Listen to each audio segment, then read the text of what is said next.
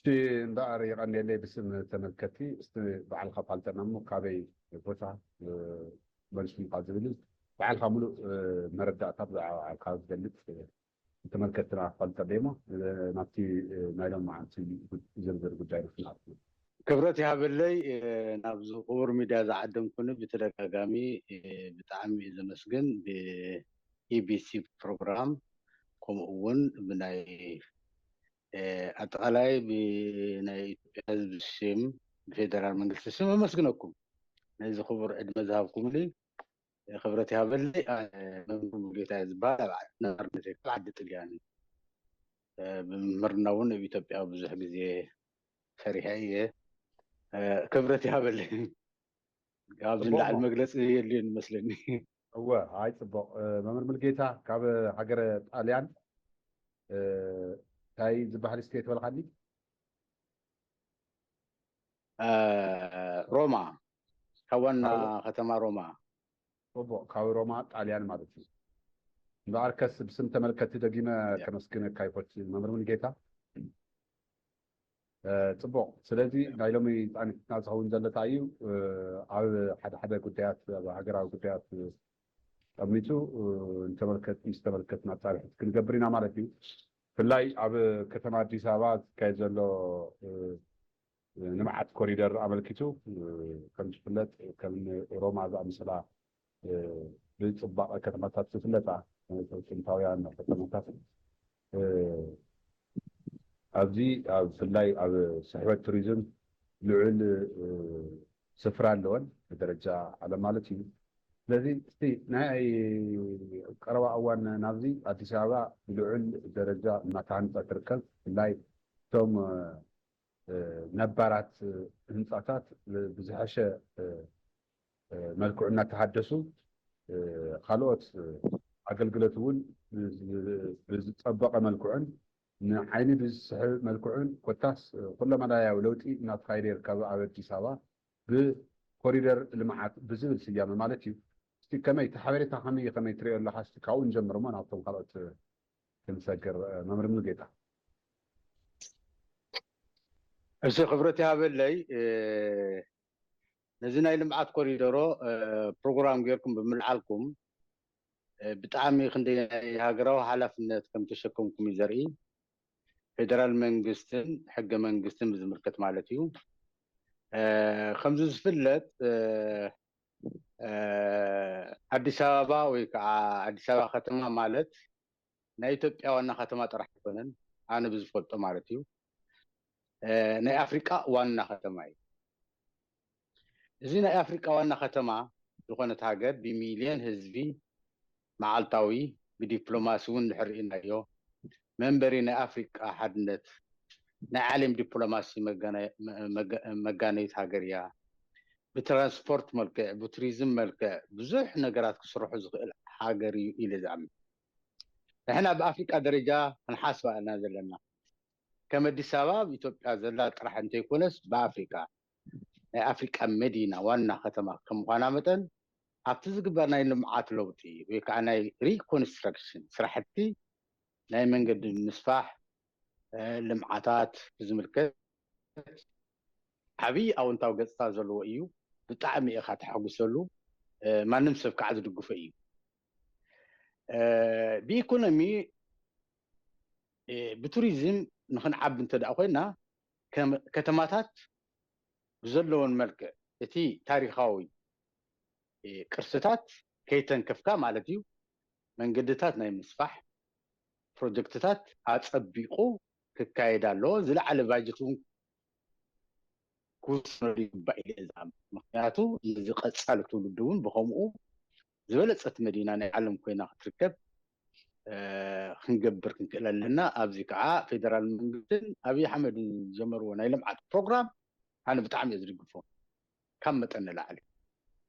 نا مع روما وكات عن يتزعبي إيكونوميين بتوريزمي 9 إيكونومي ناتاتن توريزمي التوريزم سيكتر مش زخانة ناي هوتيل ترانسبورت منجدي ናይ ልምዓት ስራሕቲ መናፈሻታት ዝምልከቱ ብዙሕ ነገራት ኣብኡ ትኩረት ስለ ዝህብሉ እታ ዝበለፀት ከተማ ንዓይኒ ትስሕብ ንቱሪዝም ትስሕብ ደቂ ሰባት ከዓ መፅም ተደሲቶም ካብ ኤርፖርት ፍሚቺኖ ዝበሃል ቦታ ጀሚርካ ስጋብ ማእከል ከተማ ክትሪኦ ከለካ ብጣዕሚ ኣድናቂ ዝኾኑ ነገራት ትርኢ ማለት እዩ ስለዚ እቲ ጋሻ ዝመፅእ እውን ካብ ደገ እቲ ገፅታ ናይ መጀመርያ ካብ ኤርፖርት ካብቲ ዝዓልበሉ ቦታ ይጅምር እቲ ናይ ኤርፖርት ስትራክቸር ብምልኡ መልክዑ እናሓዘ ከይድ ኣሎ ካብ ፅርግያታት ካብ ዲኮሬሽን ጀሚሩ መልክዑ እናሓዘ መንገዱ ሰፊሕ ትራንስፖርት ምቹው ኮይኑ ቱሪስት ወይ ከዓ ናይ ወፃኢ ዜጋታት ሰሓቢ ኮይኑ ትረኽቡ እሞ ኣብዚ ኣድናቅነት እናረኸብና ንኸይድ ሃገር እውን ብኢኮኖሚ ትምዕብል ማለት እዩ ሓደ ናይ ኢኮኖሚ ምንጪ ናይ ከተማ ልምዓት ምስፋሕ ማለት ንሓደ ናይ ኢኮኖሚ ምንጪ ስለዚ እቲ ብቆርቆሮ ይኹን ብኻሊእ ብቴንዳታት ተሰሪሑ ዘሎ ገዛውቲ ብዘይ ፕላን ንሱ ኣፍሪስካ ብዝምጥኖም ዋጋ ከዓ ቦታ ቀይርካ ትክክለኛ ዝኾነ ስትራክቸር ክሕዝ ምግባር ናይ መሃንዲሳትን ናይ ማዘጋጃ ቤትን ናይ ፌደራል መንግስቲ ስራሕ ይኸውን ማለት እዩ ተኽኢልካ ድማ ምሁራት ኣብኡ ምስታፍ ኣድላይ ኢለ ኣምን የቀልየለይ ክብረት ያበለይ እስቲ ፈለማ ካብ መእተዊ ዝገለፅ ካልና ፅቡቅ እዩ ስፍሕ ዝበለ መልክዑ ያው ክንምለሶ ኢና ዝርዝር እስቲ ኣብቲ ናይ ኣብ መዳይ ቱሪዝም ክንክፈቢልካ የለካ ኣብ ዕድል ስራሕ ምፍጣር እውን ከምኡ እቲ ኣብ ከይዲ ህንፀት ንሪኦ ዘለና ኮሪደር ህንፀት ኮሪደር ልምዓት ኣብ ከይዱ ብርክት ዝበሉ ዕድል ስራሕ ኣብ ምፍጣር ናይ ባዕሉ ግደ ክህልዎ እዩ ስለዚ ኣብ ቱሪዝም ኣብ ዕድል ስራሕ ኣብ ምፍጣርን ምስሊ ከተማ ኣዲስ ኣበባ ኣብ ምዝማንን ኣብ ሰለስቲኡ ጠሚትና ዘለካ ርዲኢት ክንብል እሞ ኣብቶም ካልኦት ጉዳያት እውን ስፍሕ ዝበሉ ዝርዝራት ክህልውና እዮም ኣብቶም ሰለስተ ጠሚትና እስቲ ናትካ ሓሳብ ክንሰምዕ እሞ ናብቶም ካልኦት ዝርዝር ክንኣቱ ማለት ኣብ ቱሪዝም ኣብ ዕድል ስራሕ ምፍጣር ከተማ ኣዲስ ኣበባ ምስሊ ኣብ ምዝማን ምስላ ኣብ ምዝማን ዘለካ ሓሳባት እትኦም ትሪኦም ዘለካ ብዝተፈላለየ መልክዑ ትሪኦም ዘለካ ምስልታት ከተማ ኣዲስ ኣበባ ብኸመይ ኢኻ ክትገልፆም ትኽእል መምህር ሙሉጌታ እሞ ክብረት ይሃበለይ እዚ ሓደ ሽሕ ዝበለ ነቲ መንእሰይ እውን ናይ ስራሕ ፈጠራ ክህልዎ ይገብር ጥራሕ ኣዲስ ኣበባ እንተይኮነስ ካልኦት ከተማታት እውን ከም ኣዲስ ኣበባ ተወዳደርቲ ኮይኖም ክወፃ ኩለን ከተማታት ዋና ከተማታት ገጠራት ብትራንስፖርት መልክዕ ብኮንስትራክሽን መልክዕ እንደገና ከዓ እቲ ዝኣረገ ገዛውቲ ወይ ከዓ መስመሩ ዘይሓዘ ቦታታት ኣስተኻኺልካ ናብ ትክክለኛ ዝኾነ ፕላን ምእታው ማለት ነቲ ከተማ ፅሬቱ ይሕሉ ንቱሪዝም እውን ኣመቺ ይኸውን ምስኡ እውን ተተሓሒዙ ህዝቢ ነዚ ጉዳይ እዚ ሓላፍነት ክወስደሉ ኣለዎ ስለምንታይ ገዛ ይፈሪሱ ስለምንታይ እንተይኮነ ንቐፃሊ ዕቤት ነቲ ጀኔሬሽን ኣብኡ ክጥምት ኣለዎ ኣብኡ ከዓ እዚ ነገር እዚ ክስራሕ ከሎ ከዓ ክንደየናይ ዝኣክል መንእሰይ ኣብቲ ስራሕ ፓርቲሲፔት ከም ዝገብር ተጠቃሚ ከም ዝኸውን ብፍላይ ብቱሪዝም ሴክተር ንሕዳ እናሰፍሐ ከይዱ ተዓዲ ብዙሕ ተጠቃሚ ክህልወና ይኽእል እዩ ብዙሕ መንእሰይ ክጥቀም ይኽእል እዩ ናይ ስራሕ ፈጠራታት ክህሉ ይኽእል እዩ ስለዚ ኣግሮ ቱሪዝም ዝበሃል ነገር ቨሪ ኢምፖርታንት እዩ ንሳቶም agricultural and tourism sector እዚ ክልቲኡ ተፈለየ ባጀት ዓመታዊ ባጀት እናወፀ መንእሰይ ኣብኡ ስልጠናታት እናተውሃቦ ዓዱ ከማዕብል ኢኮኖሚ ከማዕብል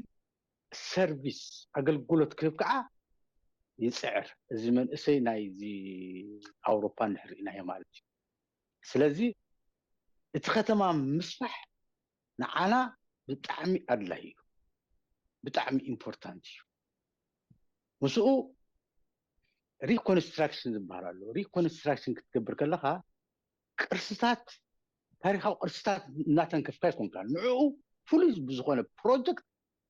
ኣቐሚጥካ ምክንያቱ ንቱሪዝም ሰሓቢ ስለ ዝኾነ ማለት ኣቦቱ እንከሎ ምሕዳስ የድሊ ፕሮቴክት ትገብሮ መብዛሕትኡ ኦልድ ሲቲ ናይ ሮማ ንሪኢኻዮ ኣብ ማእኸል ቫቲካን ወይ ከዓ ኣብ ማእኸል ፒያሳ ቪቶሪዮ ወይ ከዓ ኣብ ካሊእ ቦታታት እንድሕር ከይድና እቲ ዓበይቲ ዝበሃል ቦታታት ኣነ ከም ቱሪዝም ተምሃራይ እውን ስለ ዝረኣኽዎ ቱሪስት እውን ስለ ዝመርሕ ዝነበርኩ ኤንወይ ነዚ ብጣዕሚ ኣትኩረት ክወሃቦ ዘለዎ ጉዳይ እዩ ሓደ ዓብዪ ናይ ኢኮኖሚ ምንጪ እዩ ንሕና ካብ ማንም ዝበለፀ ታሪኻዊ ግዝኣት ዘለና ታሪኻዊ ቅርስታት ዘለና ኣድናቂ ዝኾኑ ነገራት ዘለና ሃገር ኢና ዘለና ነዚ ግን ኣይተጠቐምናሉ ነዚ ፍሉይ ስልጠና ናይ ቱሪዝም ክወሃቦ ኣለዎ እቲ መንእሰይ እቲ ናይ መሬት ምስፋሕ ናይ ከተማ ምስፋሕ ናይ ሆቴል ኣድሚኒስትሬሽን ወይ ከዓ ናይ ሆቴል ኣገልግሎታት ዝምልከቱ ብዙሕ ነገራት ኣሎ መልክዖም ከመይ ይሕዙ ከዓ ምስቲ ሮድ ፕላን እዩ ዝኸይድ ምስቲ ቅርፅታት ናይቲ ከተማ ኣወቃቅራን ኣካይዳን ናይቲ ስትራክቸር እዩ ዝኸይድና በዚ መልክዕ እዚ ብዙሕ ዕድል ክፈጥረልና ይኽእል እዩ እንኳን ንሕና ክንስደድስ ፃዓዱ ናባና ክስደዱ ኢሉ እየ ዝኣምን ኣነ ምክንያቱ ንሕና ብዙሕ ሉዝ ዝገበርናዮ ነገር ኣሎ ዘይተረዳእናዮም ነገር ዘይተጠቐምናሎም ሃፍትታት ኣለውና ኢሉ እየ ዝኣምን ፅቡቅ ናብቲ ናብ ካሊእ እንትንሰገር ድማ ኣብ ጥዕና ዘለዎ ኢምፓክት እንታይ እዩ ንስፖርታዊ ምንቅስቃስ ዝምችው ከተማ ጌርካ ኣብ ምዝማን እቲ ከተማ ብፍላይ ኣብዚ ሕዚ ሰዓት ብርክት ዝበሉ ናይ ዝተፈላለዩ ሕማማት ዝጥቃዕ ማሕበረሰብ ብስፖርታዊ ምንቅስቃስ ኣቢልካ ካብቶም ዘጋጥሙ ሕማማት ከም በዓል ስኳር ደም በዝሒ ካልኦትን ብምንቅስቃስ ስፖርት ሕክምናዊ ኣገልግሎት ወይም ናብ ሕክምና ካብ ምኻድ ብስፖርታዊ ኣቢልካ ጥዕና ኣብ ምሕላው እዚ እታ ከተማካ ኣብ ንስፖርት ወይም ንምንቅስቃስ ዝምቺ ጌርካ ምህናፅካ ከመይ ትሪኦ ማለት ምስቲ ኣብ ዝማዕበለ ዓዲ ምስቲ ዝምህላይካ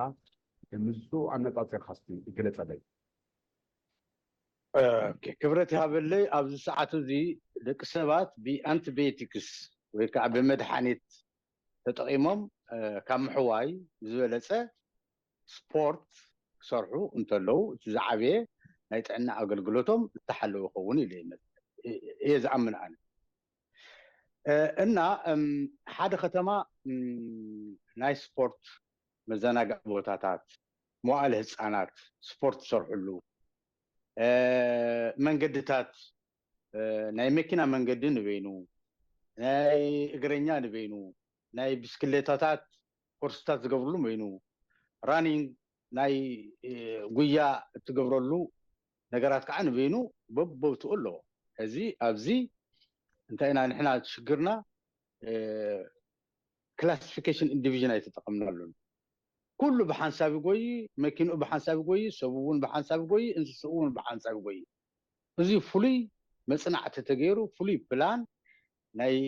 ብሽክሌታ ናይ እግረኛ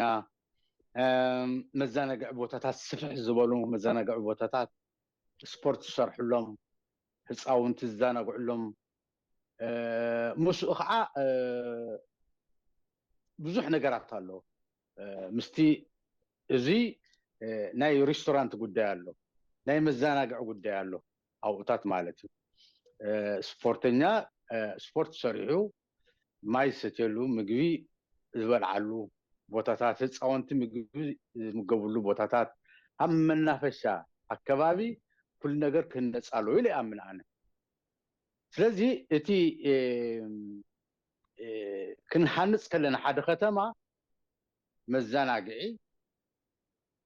ናይ እግረኛ መንገዲ ናይ ብስክሌታ መንገዲ ናይ ኣውቶቡስ መንገዲ ናይ ታክሲ መንገዲ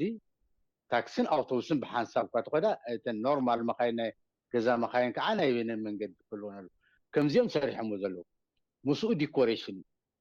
ከተማ እቲ ዲኮር ብከመይ ይቅረፅ ምስኡ መብራህቲ ናይ ትራፊክ መብራህትታት ወይ ከዓ ሲምቦልስ ምልክታት ሓደጋታት ከይገጥሙ እዚ ከዓ ናይ እቲ تي أكوابي زولنا مزجاج جابس سرح تخون زين نايسب حيلي الليو نايسب قلبت الليو فاينانشال فوند الليو نزي عقمنا بزفقنا نحدع نزنا جرزي بزك علينا جنزب وصينا نحسر إحنا يو زبالة صوتت كلونا إلى إيه زعمنا تعد زبالة صبغة هلوا سحابي تخون صبغ كتماون هلونا صبغ إننا ما حبر السبزلون نفكر مسودة تحيزونا شنت بيت أقل قلت قداي شنت فقدوا مشان هذا سب أفكتم أخو الكلو شنت بيت أبي هجل على حمشته على خلته 3 مليون حزب زحازة أديس أبابا شنت بيتات لا يرسحت مترقم بوتاتات نيو تكنولوجيات بمتزتاو وحاف مترقم يو شنت بيت زتقبل حزبا وغلغلوتات ازي ناي مزጋጃ ቤት ናይ ተኸባቢ ሓላፍነት ይኸውን ስለዚ وحاف ናይ ምቁሓፍ ሽንቲ ቤት ብጣዕሚ ብፍላይ ኣዲስ ኣበባ ብሽንቲ ቤት ብጣዕሚ ችግር እዩ ዘሎ ስለዚ ሽንቲ ቤት ኣጠቃቅማና ብጣዕሚ ክስተካከል ኣለዎ ዝወድእ ይኹን ዝወድእ ባጀት ፎንድስ ኣዲስ ኣበባ ዌር ኤቨር ኣብ ዝኸድናዮ ቦታ ሽንቲ ቤት ህዝባዊ ኣገልግሎት ክህልወሉ ምስ ከቢድ ፅሬት ማለት እዩ እዚ እንተዘይተገይሩ ኣብ ፈቆዶ መንገድን ንሸይን ተዳእ ኮይና እቲ ህዝቢ ተመሊሱ ብሕማም ይጥቃዕ ዘሎ ኢለ ዝኣምን ስለዚ እዚ ኣገልግሎታት እዚ መንግስትን መዘጋጃ ቤትን ሓላፍነት ክወስደሉ ኣለዎ ምስኡ ሓይሊ ሰብ ሓይሊ መንእሰይ ክንጥቀመሉ ኣለና ኢለ ዝኣምን طبعا مسو بتزبادي ياو أبتي قدر الخير بجلس حيو أو خيد نزلنا كتنا وين أو خيد نزلنا أبتكت طاقتنا مسوون تمساسل في عقل قلت إنه لو كان مسرح شنكيت ذا أم سبب قدامنا نستر مريحنة في جمرة معي مع هزبا وشنكيت من هناك وجمرة وسواس نيرو بعود فنات تعيشوا معنا وتزادينه على خير هنسة يركب بزخنا كنت قلت حيو إنه زحلو ختمان من هنا ناي قلقالة سنفيتون حدا أكاد مستمعانو سوون ياو من قستحاتي ولو أكاد في كوريدر لمعات غيرو ناتنك ساقسي يركب استي ياو هزون ياو أفت زحاشة مات بكتمانت مثلنا العلم روم زبل كل غير عبس حساب وجه يمتصنا هذه مستي زمناوية كتما مثلنا العلم دما عند كتما زمناوي وين سمارت سيتي يلم أو تصور له مع الكيد سلذي كل زمان لأي مالت نايدحنا في كاميرا في سيتي زمان لأ قيدا عبت هزون عبتناي كوريدر معت ممكن نقول هم عينة مساسات فرقات سلازل كتما عندنا هندس عبشتي كتما عندنا هندس سمارت سيتي انتنا نبل توم نايدحنا كاميرا وحس زغنت كما كتما نمهنات هذا كاوز جور وعي CCTV كاميرا مالت سلازو خنا أو فلاي أو زمع ولا حجرات زي بخمائي زر بخمائي خا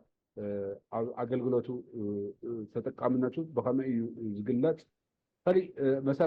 مسارات المعت ماي ما براحتين حلوتن حنسع وين بحادة بالزمناوي ما قدي ناب هزبي زعلانو خيري بهما يخم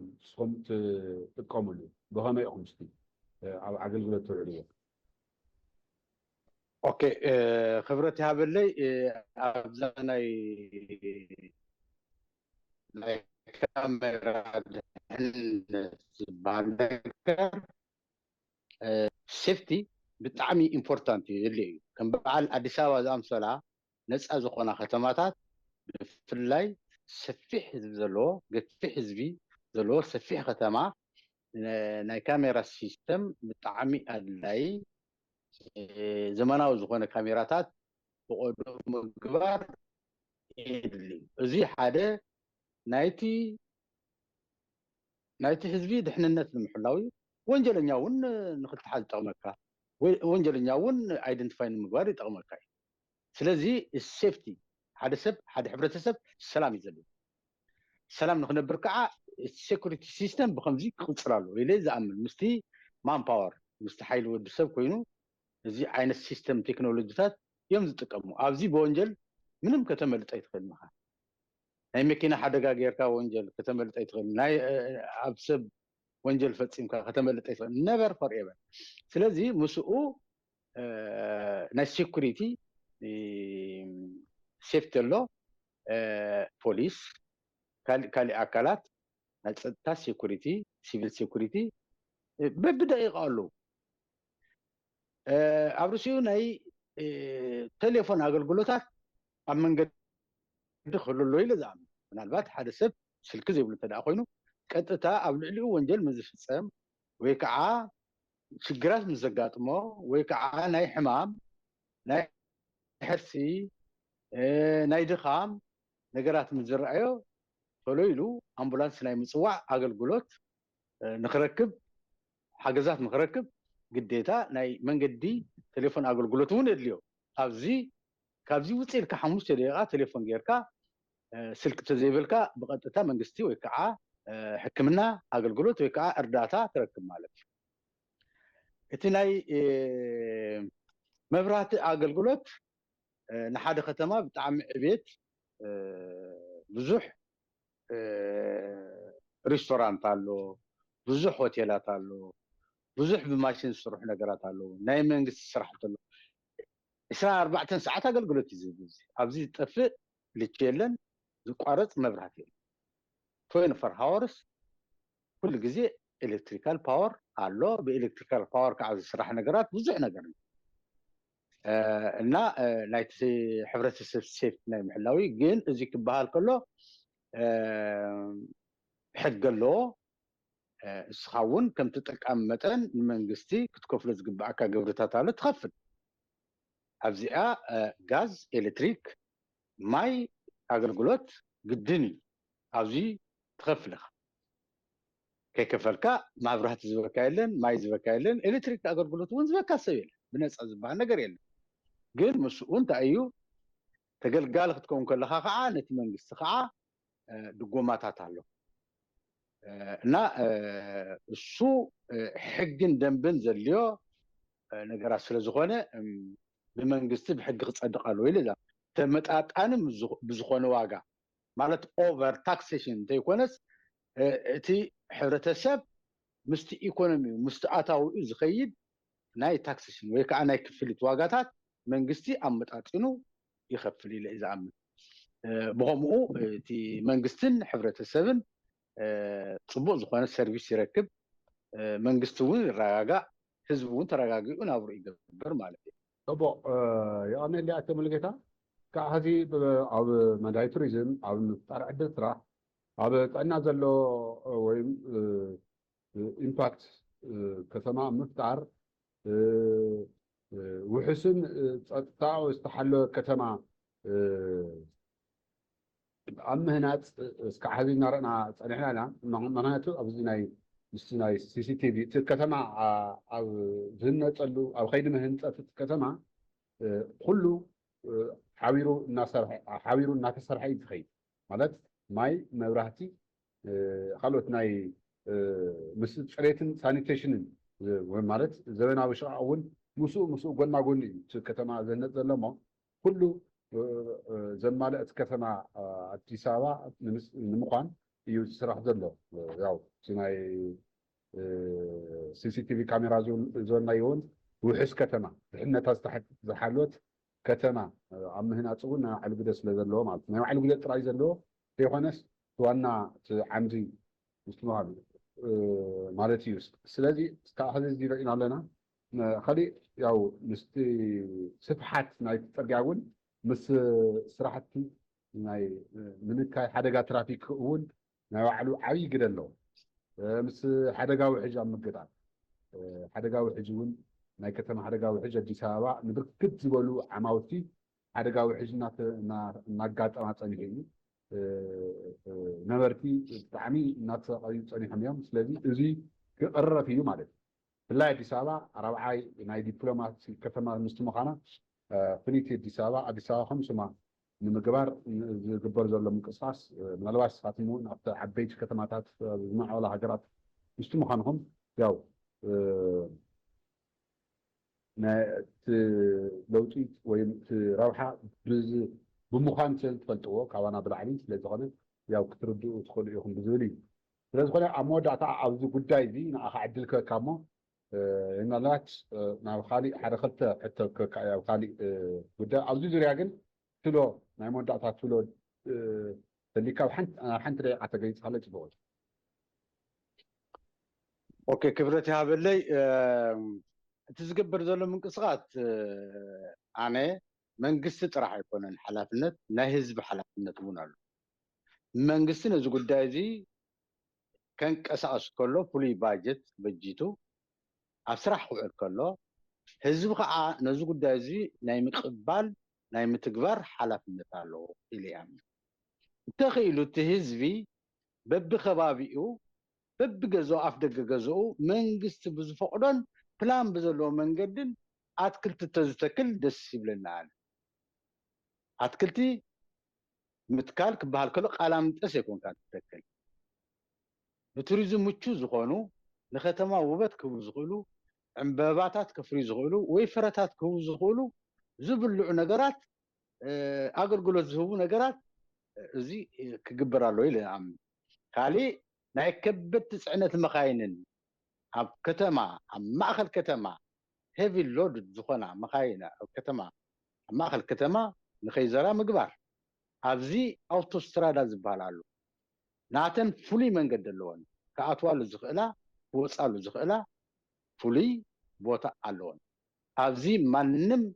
መኪና ኣረጊት መኪና ኣብ ማእኸል ሸንትሮ ዲሮማ ዝበሃል ህዚ ንኣብነት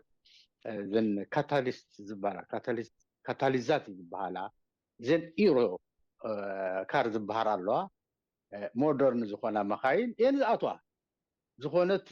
ናይ ተስዓታት ወይ ናይ ሰማንያታት መኪና ወይ ናይ ስሳታት ዓመተ ምህረት መኪና ኣብ ከተማ ኣይትዘውርን እያ ኣብዚ ኣብቲ ብፍላይ ኣብቲ ቱሪዝም ሴክተር ኣከባቢ እና ትኪ ከውፃ ዘይክእላ ኣብ መንገዲ ጠጠው ክብላ ዘይክእላ ትክክለኛ ዝኾና ብኤሌክትሪክ ወይ ከዓ ቤንዚና ዝኸዳ ቤንዚና ወይ ከዓ ዲዝል እውን ኣለዋ ኤኒዌይ ብጣዕሚ ውሕስነተን ዘረጋገፀ መካይን ዝኣቶ ኣብዚ ሰንተር ኦፍ ሲቲ ክትኣቱ ከለካ ማንም መኪና ብዘይ ፍቃድ ኣይትኣቱን ነዚ ፍሉይ ፍቃድ ዘለዎን መካይን ዝኣቱ ኤርፖርት ዝኸዳ መካይን ከምኡ ዝኾነት መኪና ናይ ስሳታት ኣረጊት መኪና ሒዝካ ኤርፖርት ኣይትኸድን ነቨር ኣይፍቀደካን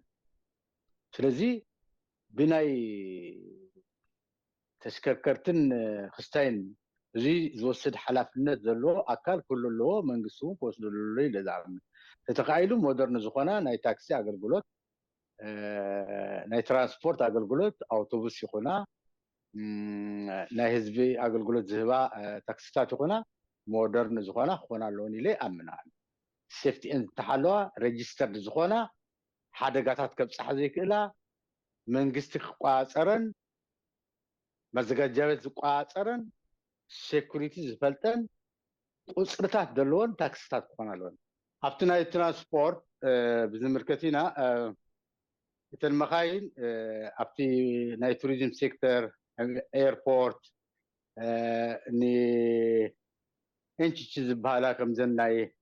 ታክሲ ናይ ቱሪስት ይኹና ናይ ህዝቢ ኣገልግሎት ዝህባ መካይን ጥዕነአን ዝሓለዋ ሓደጋታት ከብፅሓ ዘይክእላ ሙሉእ ጥዕነአን ዝሓለዋ ሴኩሪቲ እውን ዘለወን ቁፅርታት እውን ዘለወን ፖሊስ መንግስቲ ዝፈልጠን መዘጋጃ ቤት ዝፈልጠን ክኾና ኣለዎን ኢለ ዝኣምን ኣነ ምክንያቱ መብዛሕትኦም ቱሪስት ኣብ ዘይተፈልጣ ናይ ታክሲ ኣብ ዘይተፈልጣ መካይን ክድይቡ ክኣቱ ድሕንነቶም መስጋእ ስለ ዝኾነ ስለዚ ኣብዚ ፍሉጣት እየን እተን ስጋብ ሆቴል ተሸኪመን ዝኸዳ ናይ ቱሪስት ታክሲታት ፍሉጣት እየን ወይ ከዓ بمحبر درجات تقاقما ويكع السرحة أقول الزباقة أنت زبالة له أنساتن كع ريجسترين بمنقص فلوتاتين سلزي حادث سب إحنا نتن محلاو من وسلوه من بسحوه أبي وتوديقه زبل بكل نجار كاب إيربورت جميرو سجاب أبتي هوتيل ريزرفيشن حازلو يكع معلدي بوتو إنه حليو بزي من مسقات يبصح مالته حدا تقلقاله مالته اتن مخاين اب وانا ختمه عبيت ختمه مالتي كم بعد أديس أبابا خاطوا ዝፍቀዳን ዘይፍቀዳን ኣለዋ ስለዚ እዚ ነገራት እዚ ብደንብ ተዝስራሓሉ ጽቡቕ ኣገልግሎት ክህሉ ይኽእል እዩ ኢለ ዝኣምን ብዝበለፀ ብዛዕባ ማርኬቲንግ ሲስተም ማለት እዩ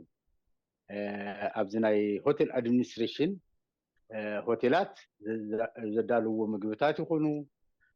ዝህብዎ ናይ ዓራት ሰርቪሳት ይኹኑ ኮንትሮል ናይ ምግባር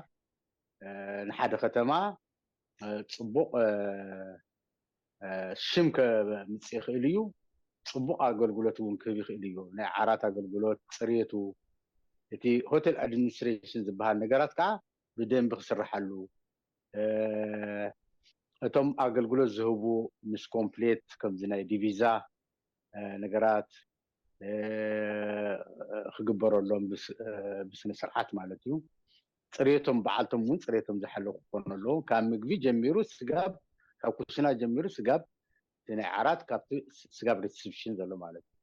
ስለዚ ቱሪስት ኩሉ ግዜ በዚ መልክዕ እዚ ገንዘብ ስለ ዘውፅእ ጽቡቕ ኣገልግሎት ናይ ዓራት ኣለካ ጽቡቕ ኣገልግሎት ናይ ታክሲ እንድሕር ትራንስፖርቴሽን እንድሕር ኣለካ ናይ ቱሪዝም ኣውቶቡሳት እንድሕር ኣለዋኻ እዚ ማለት ከዓ ናይ ቱሪዝም ኣውቶቡስ መንግስቲ ብፍላይ ቋንቋ ዝፈልጡ ማንም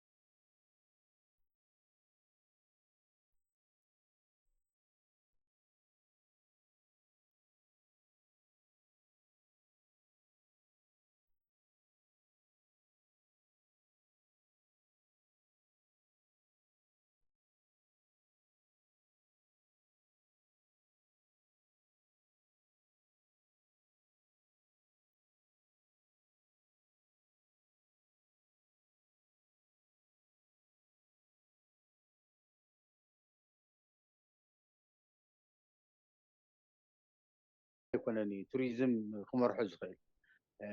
سلطنا زوسدو كيونيفرسيتي جراجويت زغبرو بزح عينت قانقا زخلو فور اكزامبل انا بزح قانقا زعربيه ولا عربኛ ውን كيترف يزارب عرب انا عرب يكون ግን عربኛ ውን يزارب ስለዚህ ኣብ ሰርቪስ ኦፍ ቱሪዝም ቋንቋ ፍሪ ዝበለ ሓፀርቲ ኮርስታት ሓፀርቲ ስልጠናታት ተዋሂቡ ግን ምስኡ ኤዱኬሽናል ሌቨሎም ልዕል ዝበለ ካፓሲቲ ኦፍ ኖሌጅ ዘለዎም ብዛዕባ ቱሪዝም ሴክተር ጽናዕቲ ዝገብሩ ኣብ ከተማ ይኹን ካብ ከተማ ወፃኢ ዝወሃቡ ኣገልግሎታት እዞም ሰባት እዚኣቶም ኑትሪዝም ሴፍቲ ይኾኑ ማለት እዩ እና ካብ ሽንቲ ቤት ኣገልግሎት ጀሚሩ ጥሬቶም ዝሓለው ኮነ ኣለዎም ኢለ ዝኣምን በዚ መንግስቲ ነዚ ትኩረት ተገበረሉ እሞ ፍሉይ ኣገልግሎት ፍሉይ ዓይነት ትምህርቲ ኮርስታት ብመንግስቲ ደረጃ እውን ብነፃ ተዋሂቡ ነዚ ሱፐር ኮይኑ ዝወፀ ሰብ ኣብ ኤርፖርት ኣብ ናይ ቱሪዝም ስራሕ ኣብ ናይ ሆቴል ኣድሚኒስትሬሽን ስራሕ ኣብ ሰርቪስ ስራሕቲ ክሳተፍ ብሰርቲፊኬት ዘለዎ ክኸውን ኣለዎ ስኢልካ ኣኮምፓኝ ቱሪስት ይበሃል እዚ ቱሪስት ኣብዚ ክትመርሕ ከለካ ስኢልካ ይትመርሕ ነካ ፍቃድ ክህልወካ ኣለዎ ናቱ ትምህርቲ ክትመሃር ኣለካ ሬጅስተርድ ክትከውን ኣለካ ፍሉይ መታወቂያ ኣለካ አይደንቲቲ ማለት እዩ እና ነባርነትካ ብትክክል ተፈለጠ ክኸውን ኣለዎ ሴኩሪቲ እዚ ድሕንነት ናይቲ ቱሪዝም ናይቲ ህዝቢ ድሕንነት እዩ ስለዚ በዚ መልክዕ እዚ ኣገልግሎት ሰፊሕ ኣገልግሎት ክወሃብ ይኽእል እቲ ዝመፅእ ተገልጋሊ ኣካል እውን ኣመስጊኑ ኣድኒቁ ንዓዱ ክምለስ ይኽእል እዩ ዝብል እምነት ኣለኒ ካልኣይ ግዜ እውን ክመፅእ ይኽእል እዩ ኢለ ዝኣምን መምህር ሙሉጌታ መሊአምን ከመስግነካ እስቲ እዚ ናይ ደሞ ሓንቲ ይርከብና ከም ሓደ ዕድል ክትጥቀመሉ እሞ እስቲ ናይ ትግራይ ዘሎ ብፍላይ ድሕሪ ሰላም ውዕሊ ፕሪቶርያ ኣብ ትግራይ ዘለው ምንቅስቃሳት ሓዊሱ ዘለካ ከም ዲያስፖራ ዘለካ ሓሳብን እስቲ ናይ ትማሊ ዓሰርተ ሓደ ትካላት ተጠዋዕነትን ቤት ፅሕፈት ቀዳማይ ሚኒስትር ዝኾና ትካላት ለጀመርኦ ሰናይ ተግባር ኣሎ ፍሉይ ናይ ብፍቃድ ወይም ናይ ክረምታዊ ሰናይ ተግባር ኣሎ ትማሊ ተጀመረ ብግዚያዊ ምምሕዳር ፕሬዚዳንት ጌታቸው ረዳ ዝተጀመረ ስራሕ እውን ኣሎ እሱን ሓዊስካ እስቲ ብፍላይ ኣብ ድሕሪ ውዕሊ ስምምዕ ፕሪቶርያ ሓገዝ ፌደራል መንግስቲ ብርክት ዝበሉ ሓገዛት ነጢፉ እዩ ስለዝኾነ ክሳብ ከዚ ዋላ እኳ ክንድቲ ንደልዮ ኣይኹን ምስቲ ዝበፅሐ ማሕሰይትን ዝበፅሐ ጉድኣትን ተደሚሩ ግን ብርክት ዝበሉ ምንቅስቃሳት ነጢፉ እዩ ፌደራል መንግስቲ ስለዝኾነ እስቲ ኣብዚ ጠሚትካ ምንታን ሙሉእ ምስጋና ከቕርብ ሕፀር ብዝበለ መልክዑ ምክንያቱ ሰዓት ብዙሕ ክህልየና ይኽእል ስለዝኾነ ሕፀር ብዝበለ መልክዑ ኣብዚ ግለፀለይ እስቲ መምህር ሙሉጌታ ንዓኻ ከብል እዚ ሰናይ ተበግሶ እዩ ኢለ ዝኣምን ኣነ ምክንያቱ ትግራይ ብፍላይ ብጣዕሚ ተወፂዓ ብዙሕ ነገራት ንዓመታት ወይ ከዓ ነዊሕ ዘመናት ዝፀልሑ ቅርስታት እውን ዝዓነውሉ ደረጃ እዩ ሰላም ብምስኣን ኣብዚ ሰላም እዚ መፂና ግን ሪኮንስትራክሽን ዳግመ ህንፀት ትግራይ የድሊ እዩ ዳግመ ህንፀት ትግራይ ናብ ንቡር ንክትመልሶ ከዓ ብቐጥታ ሰላም የድሊ ኢለ ዝኣምን ብዘይካ ሰላም ምንም ክትገብር ኣይትኽእል ስለዚ እቲ ናይ ፕሪቶርያ ውዕሊ ብጣዕሚ ንትግራይ ጠቃሚ ኢለ ዝኣምን እቲ ዝገብርዎ ዘለዎ ምንቅስቃስ እውን ቨሪ ኢምፖርታንት እዩ ወሳኒ እዩ ብዘይ ሰላም ምንም ክትገብር ኣይትኽእልን ስለዚ ናብ ንቡር ንክምለስ ህዝቢ ትግራይ ናብ ሰላሙ ንክምለስ ህዝቢ ትግራይ ዝዓነው ንክትክኡ ዝዓነው ነገራት ንምህናፅ ሪኮንስትራክሽን ዳግመ ህንፀት ትግራይ ንምግባር ሰፊሕ ፃዕርን ሰፊሕ ናይ ሰላም ውዕልን የድሊ እዩ ህዝቢ ከዓ ነቲ ሰላም ክቅበሎ ኣለዎ ሰላም ተቀቢሉ ተግባራዊ ክገብሮ ኣለዎ ኢለ ዝኣምን ስለዚ ኩሉ ግዜ ካብ ግጭትን ካብ ሞትን ዝርከብ ነገር ስለዘየለ ናይ ሰላም ውዕሊ ተጠቂምካ ህዝቢ ናብ ንቡር ናብ ልምዓት ናብ ህንፀት ክምለስ ኣሎ ኢለ ዝኣምን ኣነ ኩሉ ግዜ ኣብ ሰላም እየ ዝኣምን ኣነ ናይ ማንም ናይ ፖለቲካ ድርጅት እውን ኣባል ኣይኮንኩን ናይ ማንም እውን ክስታይ ኮንኩም ኣይ ፍሪ ማን ኣነ ነፃ ሰብ እየ ኤንወይ حزبي بسلام نخنبر تدا خوينو سلام كقبل كخلال زعنوون كنت كوت تدا خوينا مست منغستي زلنا نركب ناي السلام وعلي 100% خلالو እቲ ፌደራል መንግስቲ ዝገብሮ ዘሎ ውዕሊ ግዜያዊ ምምሕዳር ዝገብሮ ዘሎ ውዕሊ ኣነ ኣፀቢቀ ዝድግፎ ምክንያቱ ርኢና ኢና ክንደይ ንብረት ዓንዩ ክንደይ ህይወት ጠፍዩ ክንደይ ነገራት ካብ ኩናት ዝረኸብናዮ ነገር የለን ዋላ ሓንቲ የለን ኢትዮጵያውያንና ከም ኢትዮጵያውያን መጠን ከዓ ቀፃሊ ኢትዮጵያውን ኮይና ክንቅፅል ኢትዮጵያ ሓፍ ከነብላ ብሓባር ኮይና ምስ ብሄር ብሄረሰባት ክንሰርሕ ግድነት እዩ ግዴታና እውን እዩ ኢለ ዝኣምን ክብረት ይሃበለይ ፅቡቅ እምበኣርተት ምስል ተመልከቲ መምህር ሙልጌታ ንዝነበረና ፃንሒት ከመይ ተመስግነካ ምስ ኮርፖሬሽን ብሮድካስቲንግ ኢትዮጵያ ዝነበረካ ፃንሒት ነዚ ይመስል ይኣምን እየ መምህር ሙልጌታ ቀፃሊ እውን ያው ዕድመና ከም ተኽብር ብምእማን ንሎሚ ዝነበረና ፃንሒት ግን ኣብዚ ምስቲ ዘለና ሰዓት ማለት እዩ ኣብዚ ክኽንብት የመስግን ደጊመ ክብረት ይሃበለይ ነዚ ዕድል እዚ ምህብኩም ንዓይ ናብዚ ፕሮግራም ዝዓደምኩምኒ ልዑል ክብረ ኣለኒ ቀፃሊ እውን ብዝኽእሉ ዓቕሚ ብዘለኒ ፍልጠት እቲ መንእሰይ እቲ ጀነሬሽን ንቅድሚት ሰላም መሪፁ ኣብ ዓዱ ኣብ ሃገሩ ህንፀቱ ክሳተፍ ልዑል ዝኾነ ናይ ኢኮኖሚ ይኹን ናይ ሰላም ውሕስና ንክህልዎ ብዝፈልጦ ዓቕሚ ክሳተፍ ክብረት ይሃበለይ ይቀኒየሉ ቀኒየልና ሕዚ እውን ደጊመ ከመስግን መምህር ሙልጌታ ካብ ሃገረ ጣልያን ከተማ ሮም ሰናይ ግዜ ክብረት ይሃበለይ ባርከት ክቡራት ተመልከትና ምስ መምህር ሙልጌታ ካብ ሃገረ ጣልያን ከተማ ሮም ብፍላይ ኣብ ህንፀት ኮሪደር ስራሕ ኮሪደር ልምዓትን ኣብ ድሕሪ ውዕሊ ሰላም ፕሪቶርያ ኣብ ትግራይን ህልው ኩነታት ኣመልኪትና ንኣኹም ገለገለ ሓበሬታታት ፃንሒት ጌርና ነርና ንምክትታልኩም ኣዝና እናመስገና ንሎሚ ዝበልናዮ ምድለዋት ኣብዩ ንክንብት ንምክትታልኩም እናመስገና ሰላም